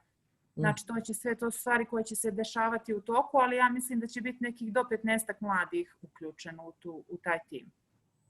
Da li mogu omladinski klubovi ili omladinske organizacije da apliciraju ili samo pojedinci? Poziv je namijenjen nezaposlenim mladim licima. Nezaposlenim mladim licima. Dobro. Dobro. To je sjajno. Da, promijenjeni oblik, ali i obim učešća zahvaljujući COVID-19. Tu smo u online sferi. Dosta mnogo više energije treba uložiti da se mladi animiraju da učestvuju u online i oni prate online školu, tako da im je to prilično naporno. Eto pa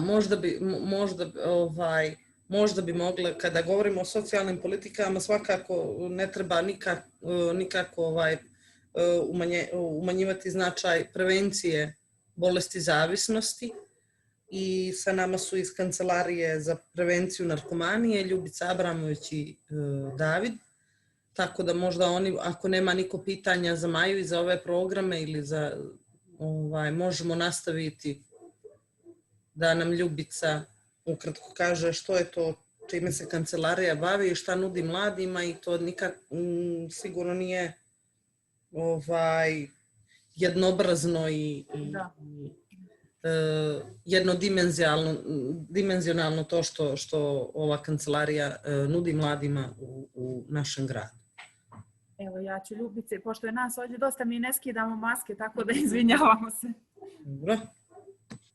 A možeš li samo prije nas? Evo, pozdrav i od mene. Za sve, Ljubica Abramović, rukovodilac Kancelarije za prevenciju bolesti zavisnosti. Znači, kroz ovu priču mojih kolega Sveta i Maje, ja se nadovezujem, znači briga o mladima se naravno definiše i kroz sve ono što kancelarija nudi i što radi već dugi niz godina. Tako da negdje u ovim uslovima koji su nas zadesili od marta ove godine, negdje ove aktivnosti su malo promijenjene, ali to ne znači da kancelarija nije otvorena i dostupna mladima i njihovim porodicama i članovima porodice, naravno, u svakom trenutku. Tako da je prevencija, koja je naravno i dobro organizovana i pravovremena, jedan od načina da se zaštiti naša omladina, da prosto ih edukujemo za sva ponašanja koja su rizična i koja su vezana za zloupotrebu psihoaktivnih supstanci. Način rada, evo i kao što se obično zna, jer mladi učestvuju kroz školske aktivnosti i osnovnih škola i srednjih škola, tako da je jedan od načina na koji kancelarija radi jeste taj kontinuitet, gdje obuhvatamo mlade završnih razreda osnovnih škola i srednjih škola, članove njihovih porodica, tako da je negdje zaokupljena i kontinuirana svaka aktivnost koja je u stvari pitanje mladih i njihovih problema. Znači, otvoreni smo, dostupni smo. Sada u ovim vremenima su to i društvene mreže gdje mladi mogu i da pozovu i da dođu u kancelariju i da pitaju, iako ih znači ne možemo obuhvatiti tim redovnim aktivnostima preko osnovnih i srednjih škola, ali znači poziv svima da mogu uvijek doći, pozvati telefonom, poslati mail, da negdje držimo tu kopču sa svim tim nekim stvarima, da se ne pogubimo, da negdje djelujemo i u ovim vremenima. Znači, malo bi mogli samo istaći koji su to neki prioriteti u ovom vremenu sad i gdje se mladi trebaju dobro čuvati i porodice naravno obratiti pažnju na zavisna ponašanja, jer mladi su negdje zatvoreni u kućama kao i svi mi naravno i negdje su nam se te stvari, odnosno te nekemijske zavisnosti sad malo stavili u prvi plan, gdje naravno stvarno treba voditi računa da se ne pretjera i da negdje to bude umjereno. Tako da evo tu smo, naravno još kancelarija ima i radeći sa porodicama i sa roditeljima testove koji su besplatni, koji se mogu dobiti u kancelariju za neke sumnje, kad je u pitanju taj sekundarni dio prevencije, ali rekla sam na početku da je prvi i osnovni cilj kancelarije ta primarna prevencija. Znači tu smo negdje da pomognemo porodicama i svim onima koji sumnjaju da se nešto dešava sa mladima, da uzmu test i da se nama negdje u toj nekoj stručnoj službi dobiju potrebne informacije i upuste da dalje. Tako da sam tu u tom dijelu brige o mladima za sva ona pitanja. Ako vi imate nešto, izvolite.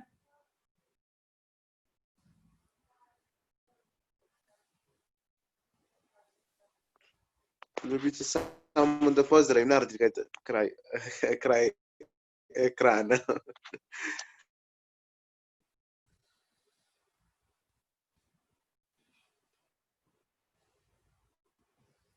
Narod kraj ekrana. Ljubice. Htio bih samo da postavim pitanje.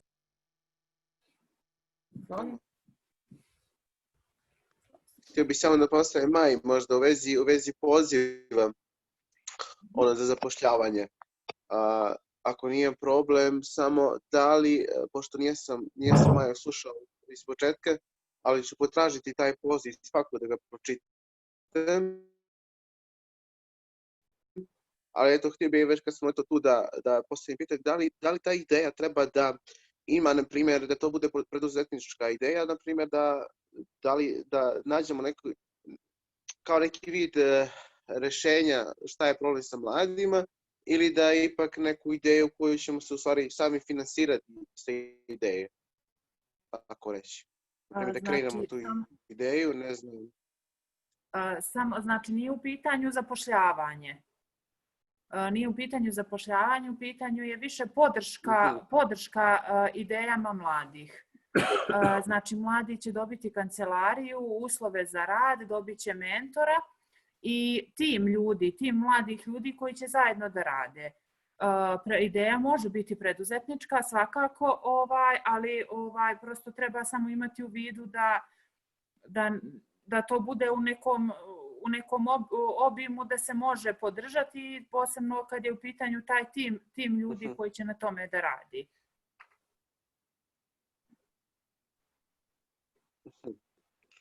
Da, ipak da ne, mislim da ideja kao ideja, nego to je onako da kao podršku u tom dijelu da se realizuje ta ideja, ali opet, dobro. Naravno da pročitam taj poziv, da vidim malo bolje se upoznam, pošto imam baš dosta, imam ideje, pa možda i aplicirам. Odlično, Nadi, na sajtu je 7. je objavljen javni poziv, u njemu sve piše i bit će vam jasnije sve kad vidite upitnik koji treba da se popuni. Odlično, hvala. Molim.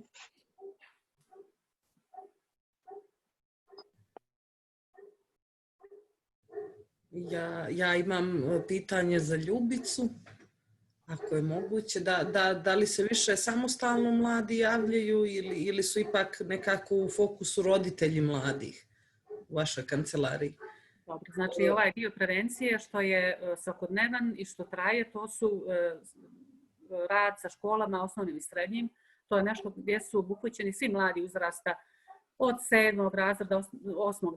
9. prvi, drugi srednje škole, to je negdje svake godine obavezno. A kada je u pitanju ovaj drugi dio, rekla sam taj dio sekundarne prevencije, gdje roditelji imaju priliku da dođu i da se predstave svoj problem, tu negdje dođu zbog svog člana porodice. Obično je to neka sumnja da se dešava nešto, da se koristi neka supstanca. Sad u ovim vremenima, od kako je počela korona, više imamo pozive telefonom i ovako neka pitanja preko društvenih mreža nego dolaske.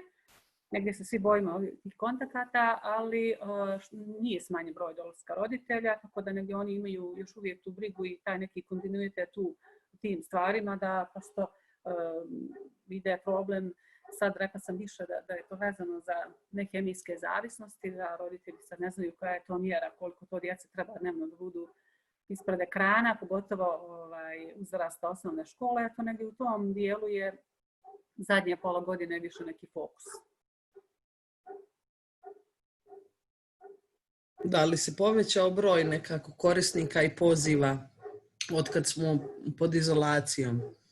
Pa više ovaj dio i istraživanja su pokazala da se negdje i naši kontakti i javljanje roditelja da su negdje u stagnaciji, sve ovo drugo naravno zbog ograničenja izlazaka i kontakata socijalnih djece i mladih, ali je to više neka briga kako će to sve ovo što su djeca toliko zatvorena ispred ekrana i po pitanju školskih obaveza i slobodno vrijeme mi opet usmjereno ka tome, tako da je negdje tu i apel je tu da se negdje vodi računa i da djeca koliko toliko nekako smanje, koliko mogu te kontakte sa ekranima i preko ekrana. Eto, ja razumijem da su i školske obaveze upućene na online nastavu, Tako da negdje u tom dijelu ćemo imati više problema.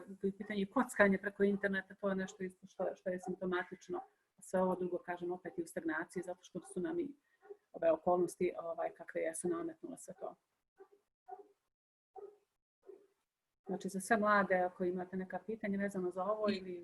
Pretpostavljam da razvijate saradnje sa ostalim organizacijama kao i sa nama i sa svim ostalim vezanim. Takve saradnje i lokalnih institucija koje se bave mladima i nevladinog sektora, stvarno, kažem opet, ta neka sinergija jedino može dati rezultat.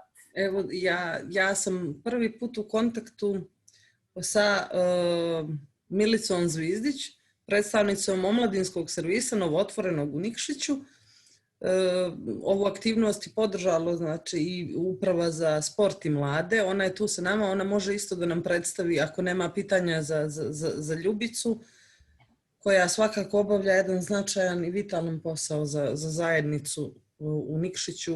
Milica može da nam možda predstavi i omladinski servis, naravno ako nema niko neka dodatna pitanja za Kancelariju za prevenciju narkomanije. Mogu ja početi? Ja bih prvo da vas pozdravim sve, mada većinu ovdje ja i znam, sarađivala sam s nekima i prije, nekima sada. Veliko mi je zadovoljstvo što vas vidim danas sve ovdje.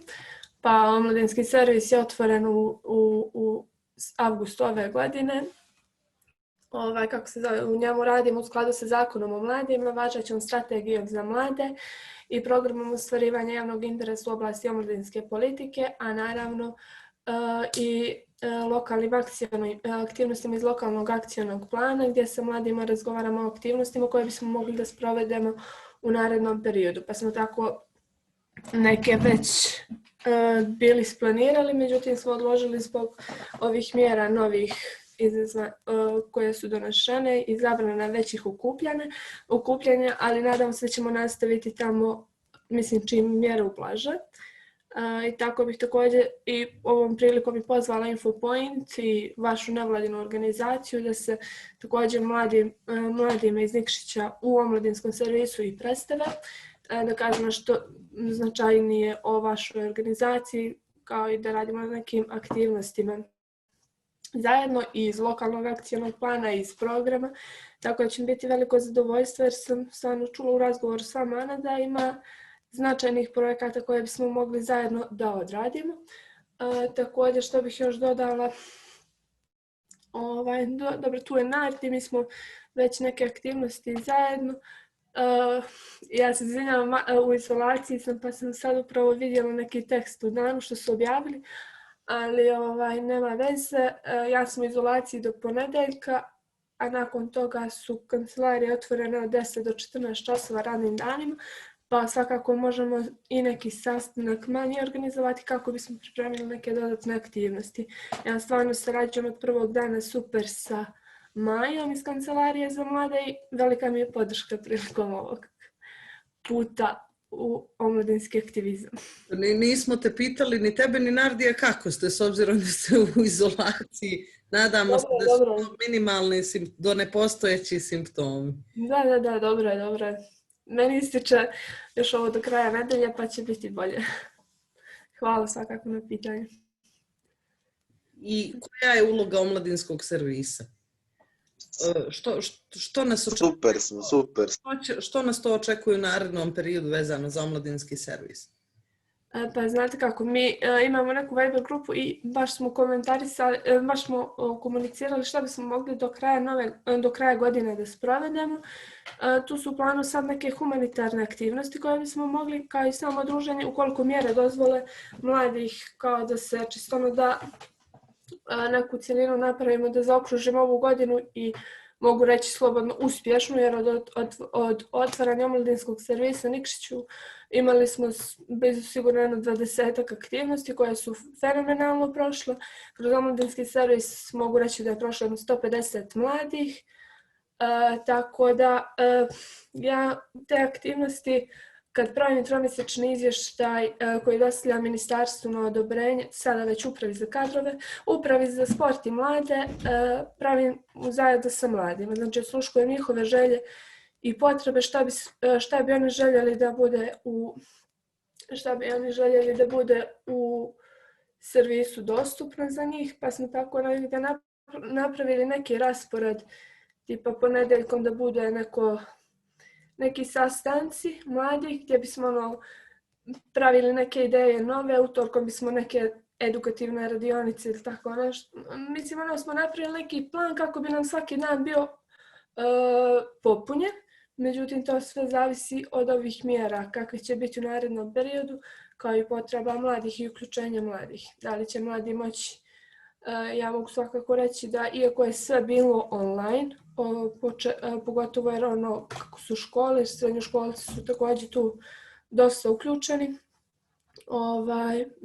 Mladi su nekako dolazili sa željom da se maknu iz kuće jer nisu jedno vrijeme ni mogli ni u školu da idu, nisu mogli, i kafići su bili zatvoreni, pa su omladinski servis koristili za učenje. Tako da, mislim da je stvarno kancelarija super, dostupna je naravno svima i svim mladima od 15 do 30 godina, tako da se nadam da će još više mladih da se uključi i da čuje za kancelariju. A koje je tvoje iskustvo do sada? Jesu li mladi Nikšića aktivni? Pa, ja mogu reći da jesu, ali ne u mjeri koju bih ja željela. Tu su, na primjer, najviše srednjoškolci. Također me raduje činjenica što je tu Nardi i baš je uključen u naše aktivnosti i baš ima veliku podršku što se tiče repopulacije sa njihove strane. To me vrlo raduje jer su učestvovali s nama u mnogim akcijama i aktivnostima koje smo išli smo na pošumljavanje Park šume Trebjesa, pa smo imali nedelju aktivizma kroz neki projekat. Baš me raduje to što se naprave razlike te u omladinskom servisu, nego smo svi podjednako uključeni i svi imamo ista prava i da predlažemo neke aktivnosti i da se organizuju i sve tako. Najviše srednjoškolaca, da bih ja voljela da se uključe malo i stariji studenti i ovi, znači, mladi do 30 godina, ali ja sad najviše mi u omladinskom broji srednjoškolca. Znači, ja bih samo malo se bazirala na malo starije. Mislim, uključila bih ih više, čisto da bude, da se prenese njihova iskustva kroz neki aktivizam na srednjoškolce. Dobro, hvala. Mi smo tu i kroz InfoPoint i kroz naše aktivnosti i projekte. Možemo, naravno, imali smo ranije infosesije u srednjim školama, zašto ih ne sad dodatno organizovati kada dozvole prilike u omladinskom servisu. Imali smo predstavljanje Erasmus programa, sada imamo, kao što je Kerim napomenuo, i ovaj Erasmus za mlade preduzetnike koji je otvoreni program u naredne 3 godine za razmjenu sa iskusnijim preduzetnicima u regionu i Europskoj uniji i šire. Imamo već postavljene obuke vezano za projektni ciklus, vezano za pisanje CV-eva i tako dalje. Možda će Kerim možda je Kerim htio nešto dodatno da kaže. Pa jeste. Da skinem ovo. Hvala Milici, hvala koleginicama iz opštine, iz službi. Imam odličnu saradnju.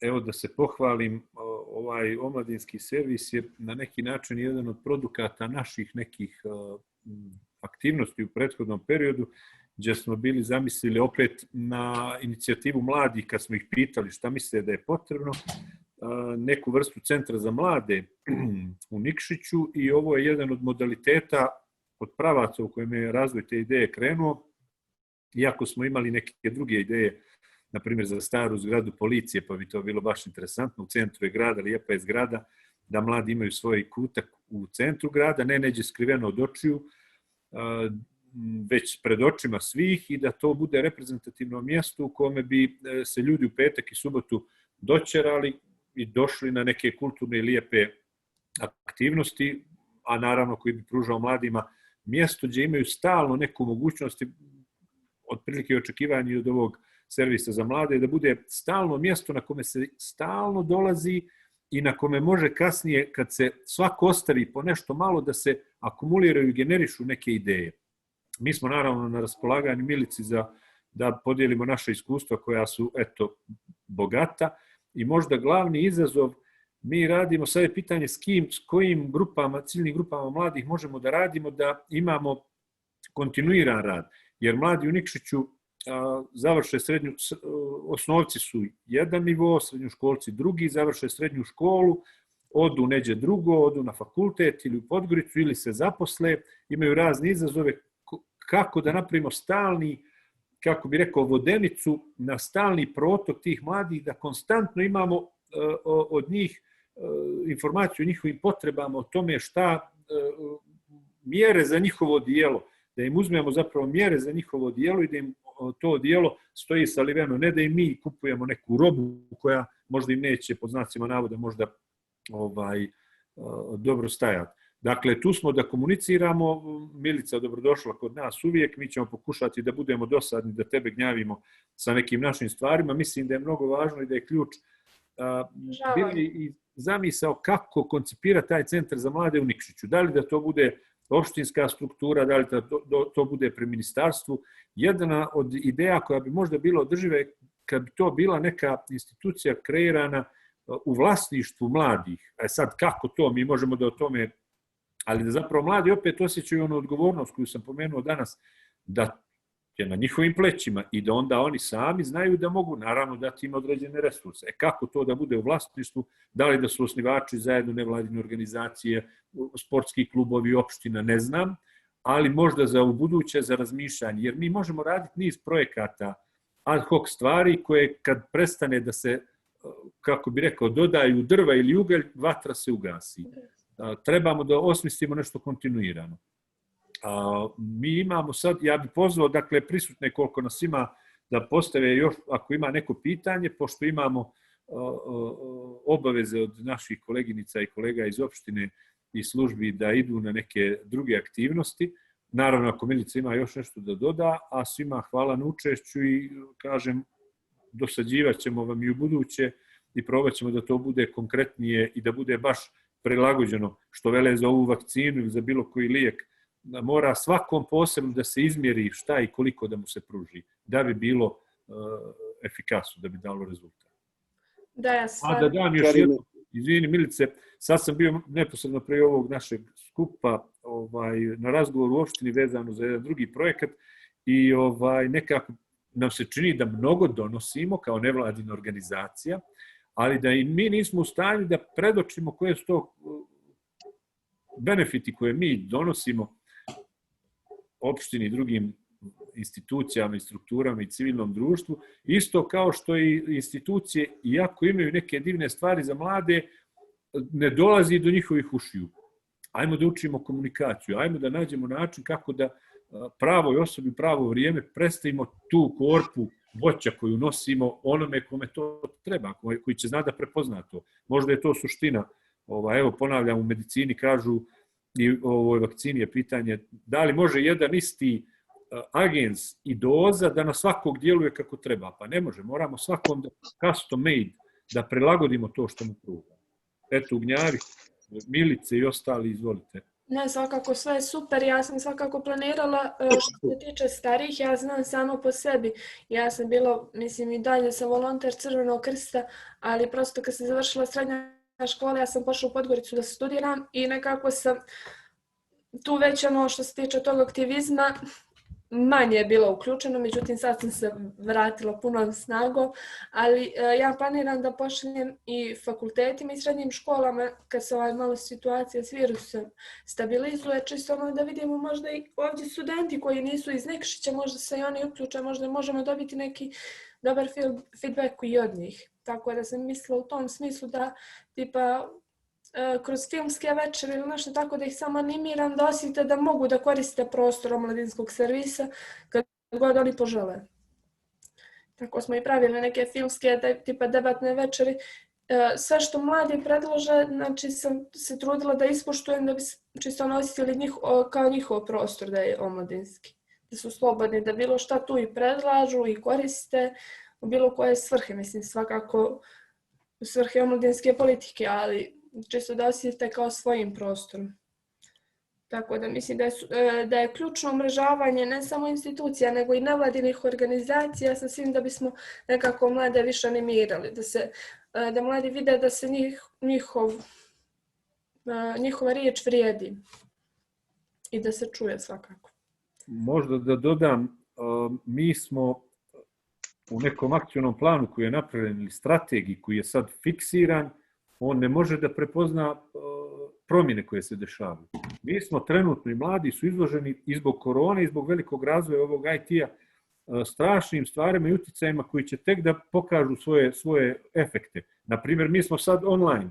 Moja djeca kući bi stalno da su na telefonu. Inače smo, i ja bi da gledam televiziju stalno, možda vijesti, ne znam, zbog nečega, možda i bez veze, neki film. Mi sad imamo nove probleme i nove izazove koji se stvaraju i razvijaju, koji napadaju mlade, nova čudovišta. Evo tu je Kancelarija za prevenciju narkomanije. Baš tipična stvar je ova korona. Možemo na isti način da preveniramo koronu kao što preveniramo, ne znam, seksualno prenosive bolesti ili narkomaniju. Odnosno da primjenjujemo, znači, za stalno mijenjujuće okruženje, izazove, moramo da budemo u stanju, da budemo brzi, da ne stvaramo nove mehanizme, već da ove postojeće usmjerimo u odgovor na te stvari. Jer ukoliko budemo rješavali one probleme i strategije za mlade od prije 2 ili 5 godina, mi ćemo potpuno da promašimo temu. Tako da pored izazova da animiramo mlade i da im pružimo ono što im treba u klasičnim uslovima, mi sad imamo još niz novih stvari na koje dajemo li odgovor. Dakle, to je pitanje. Možda da završimo sa znakom pitanja šta mi radimo i šta će biti za godinu dana i za 5 godina. Evo, Ani, mali. Da, i svakako samo bih još istakla ono što ste vi rekli, za omladinski centar da bude u zgradi stare policije. Meni se stvarno sviđa ideja. Omladinski servis je, to moram napomenuti, također opštinski prostor, znači omladinski servis je osnovan u partnerstvu sa opštinom Nikšić i Ministarstvom sporta i mladih tada i opština je dodijelila prostor za omladinski klub. Omladinski centar je u Podgorici, znači samo je razlika između centra i kluba što je veći prostor. Multifunkcionalniji je prostor centra, tako da se nadam da u narednom periodu, ukoliko bude veći odaziv mladih, da možemo stvoriti neke uslove za omladinski centar. Hvala. Ovu lokaciju su mladi prepoznali, doduše to se posle iskomplikovalo što se tiče imovinskih odnosa, ali ovu lokaciju je onako prepoznalo dosta mladih kao pogodnu za to, za omladinski centar, mi je u centru grada, nije izdvojeno, osvjetljeno je, veliki prostor. Napuštaju nas predstavnici institucija, moraju da jure na dalje obaveze. Evo da vam okrenem da se... Hvala svima. Evo i Sveto. Hvala.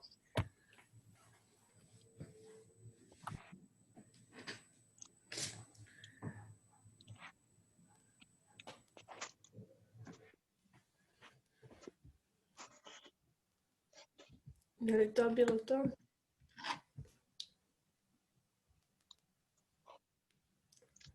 Ništa, dok vas ja isto također pozdravljam.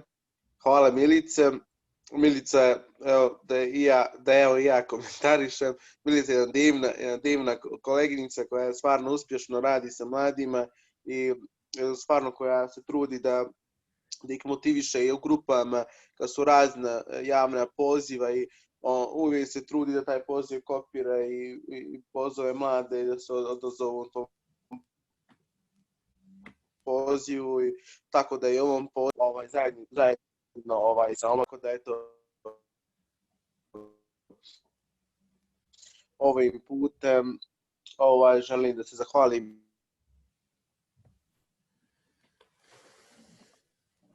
Kočiš, Nardi. Nardi kočiš nam. Hvala. Nadam se da je ovo bilo produktivno. Milice, mi ćemo svakako ostati u kontaktu za dalje neki sastanak i sve nešto što možemo da isplaniramo i sa Infopointom i omladinskim servisom. Hvala što si odvojila vrijeme. Nema na čemu, hvala vama na Ostalim pozivu. učesnicama. Naravno, hvala i Angeli, Oliveri, Daci, Nardiju, Jovani, koja nas je napustila ranije i Ivani Mihajlović. Ajmo da probamo da nađemo način da da se vidimo i online, a da ne budemo dosadni i da budemo efikasni. Eto, da nešto riješimo. Hvala. Hvala vama. Pozdrav svima. Pozdrav. Ćao.